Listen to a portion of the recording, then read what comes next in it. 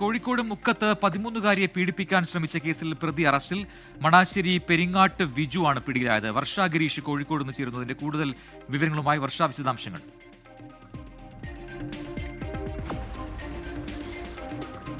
പ്രജിൻ, കഴിഞ്ഞ തിങ്കളാഴ്ചയായിരുന്നു ഈ കേസിനാസ്പദമായ സംഭവം നടക്കുന്നത്.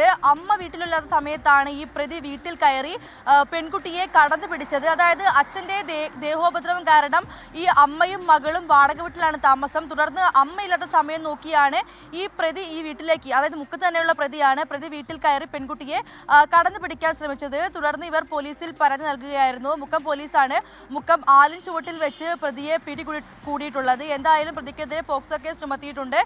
തുടർന്ന് അറസ്റ്റ് ചെയ്ത പ്രതിയെ താമരശ്ശേരി കോടതിയിൽ ഹാജരാക്കി റിമാൻഡ് ചെയ്തു.